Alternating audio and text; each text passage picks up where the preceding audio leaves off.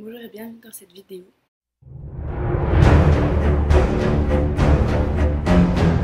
Encore une fois, je suis désolée, je vous retrouve bien plus tard que ce que j'aurais aimé. Voilà, je suis tombée très malade. C'est pas encore réglé d'ailleurs, et avec les soldes qui viennent de tomber, voilà, par rapport à mon travail, c'est un peu compliqué de trouver du temps. Là, j'ai un tout petit créneau, donc je vais en profiter pour vous présenter quelques lectures que j'ai fait en juin. Voilà, c'est une liste non exhaustive, puisque là tout de suite, je ne me rappelle pas du tout. Enfin, clairement, cette vidéo n'est absolument pas préparée. Je vais essayer de ne pas la faire durer 20 minutes comme mes autres vidéos, mais je pense qu'on sera quand même pas très loin. Et du coup, je vais commencer tout de suite. Donc, le premier livre dont je souhaiterais vous parler, il s'agit du Bonhomme de neige de Joe Nesbo, si je ne dis pas de bêtises. Je l'ai lu sur liseuse, donc je vous mettrai la couverture quelque part par là, je ne sais pas encore.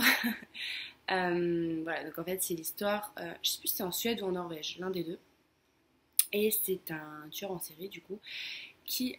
excusez-moi, j'ai mon chat qui est en train de se taper des barres derrière, là. C'est l'histoire, du coup, d'un tueur en série qui annonce le choix de ses victimes en laissant un bonhomme de neige devant leur maison.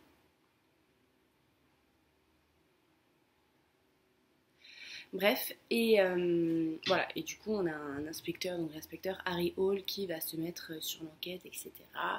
Et qui va se retrouver impliqué très personnellement dans cette affaire.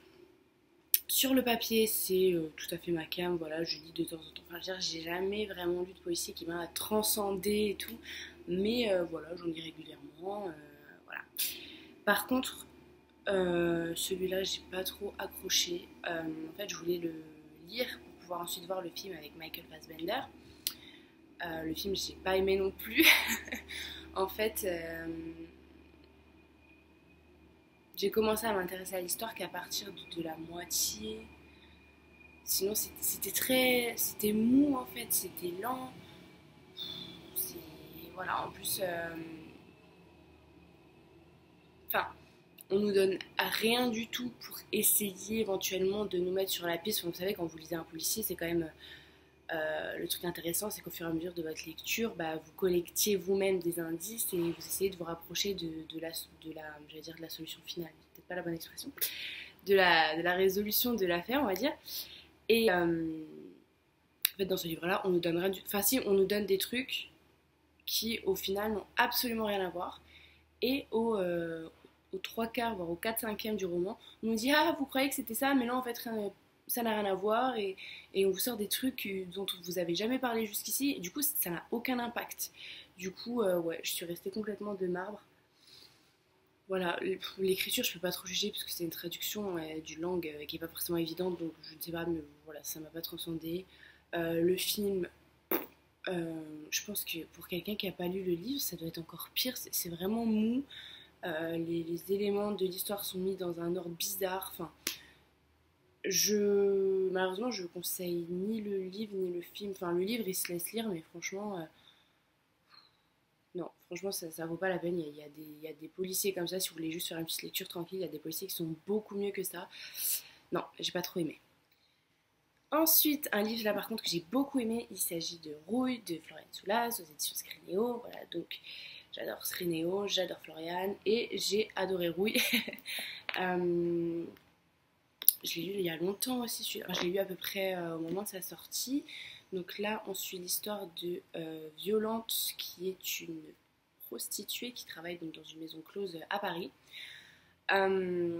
Et en fait, la particularité de son histoire, c'est qu'elle ne se souvient de rien par rapport à son passé. En fait, elle a été retrouvée il y a 2-3 ans, si je dis pas de bêtises, dans la rue par l'homme qui est maintenant du coup son proxénète. Et elle ne se souvient de rien par rapport à son passé. En plus de ça, on est dans un Paris où il y a des meurtres terribles qui se passent, voilà, des personnes sauvagement assassinées puis mutilées, etc. Enfin, clairement, c'est dégueulasse. Et encore à côté de ça, il y a des expéditions qui ont été menées sur la Lune, qui ont permis de ramener des nouveaux matériaux sur Terre, notamment pour faire des prothèses, etc. Puisque dans ce livre, on est dans un univers steampunk.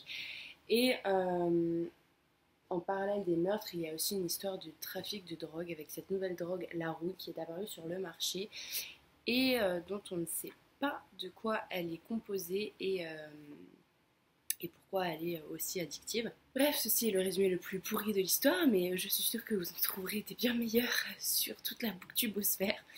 En tout cas, vous trouverez aussi mon avis un petit peu plus détaillé que j'ai publié sur mon compte Goodreads. Je le mettrai en bas dans la barre d'infos du coup. En tout cas, voilà, comme je le disais du coup dans ma revue Goodreads, j'ai vraiment adoré ce livre. Enfin, je m'y attendais pas. Je pensais aimer, mais pas à ce point.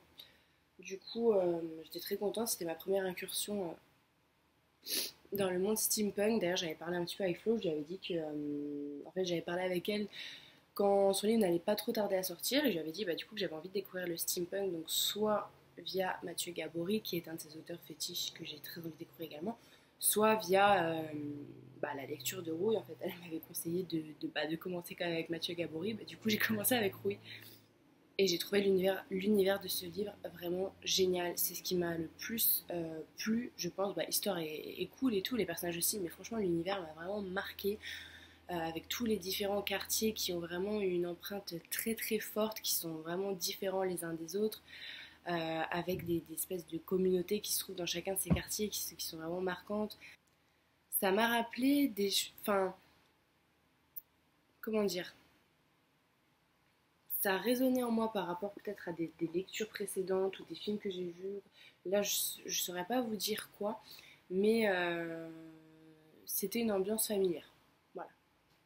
Et c'était vraiment génial de déambuler entre ces quartiers et tout. J'avais l'impression de voir un espèce de film de la nouvelle vague, mais en même temps mêlé ce côté un petit peu steampunk et un peu glauque, façon Jack l'Éventreur et tout. Enfin, c'était vraiment génial. Et personnellement, mon personnage préféré, c'est celui de Jules. Voilà, j'ai beaucoup aimé ce personnage. J'aurais aimé en savoir énormément plus sur lui. Enfin voilà, je pense qu'il y a encore beaucoup de choses qu'on ne sait pas sur lui. Voilà, pourquoi il en est arrivé là, etc. Enfin, j'aurais aimé en savoir beaucoup plus sur lui, mais en tout cas, j'ai adoré ce personnage. Et concernant la fin du livre, c'était un peu doux amer. Voilà, donc j'ai bien aimé. Enfin, du coup, j'étais contente pour le personnage, mais j'étais un peu frustrée par rapport à ce que moi j'attendais. Mais bon, oui, ok, pourquoi pas, il n'y a pas de souci. Je sais pas s'il est prévu qu'on retrouve au moins certains des personnages ou quoi, mais en tout cas, j'aimerais beaucoup. Ensuite, j'ai lu du coup Another, le tome 1. Je vais pas m'amuser à vous dire les noms de l'auteur et de l'illustrateur. Donc c'est un jeune garçon qui arrive dans une nouvelle classe, suite à un déménagement, etc. Bref, il arrive dans une nouvelle classe et il entend parler d'une légende. Je crois que c'était en 1972, voilà. Il y a une fille qui était dans cette classe qui est décédée en fait. Et sauf que le problème c'est que dans la photo de fin d'année, elle apparaissait en fait dans cette photo. Voilà, et donc lui il arrive dans cette classe et il voit une fille qui est dans sa classe, etc. Sauf qu'au bout d'un moment il se rend compte que en fait il n'y a que lui qui la voit. Voilà. Ça c'est pour l'histoire, donc je vais pas vous en dire plus. De toute façon, j'ai envie de vous dire, on n'en apprend pas bien plus dans ce tome. Enfin, c'est très flou. Après j'ai la voix qui part en live. Cette série est en 4 tomes, donc j'espère bien que d'ici le tome 2 quand même on aura plus d'informations. Pour l'instant, c'est très très flou. On rabâche beaucoup les mêmes choses, donc ouais. Pour un manga qui est en 4 tomes, j'espérais un rythme un petit peu plus dynamique. Donc j'attends de voir d'ici le deuxième tome. De toute façon, je dirai les 4 et si ça vaut le coup, je vous en parlerai une fois que j'aurai terminé tous les tomes. Et enfin, le dernier livre dont je voulais vous parler, ça a été quand même une petite surprise pour moi. J'ai lu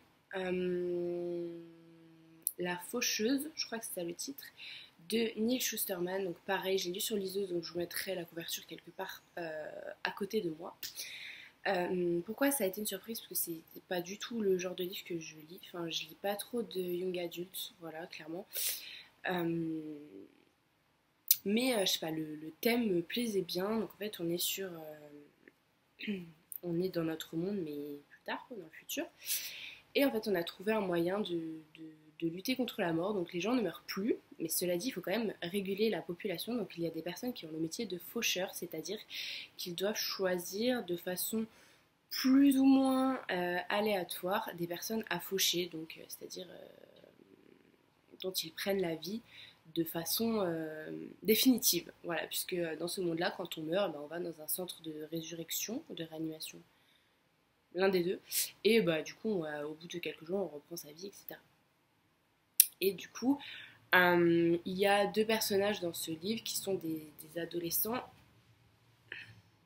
qui vont être choisis par un faucheur pour commencer leur apprentissage et à l'issue de cet apprentissage, l'un d'eux deviendra faucheur, tandis que l'autre reprendra le cours de sa vie normale. Voilà, donc dans ce livre, on retrouve quand même certains des clichés que je reproche aux young adultes et qui font que c'est pas quelque chose que je lis beaucoup. Voilà, donc une écriture trop simple, énormément de dialogues, voilà.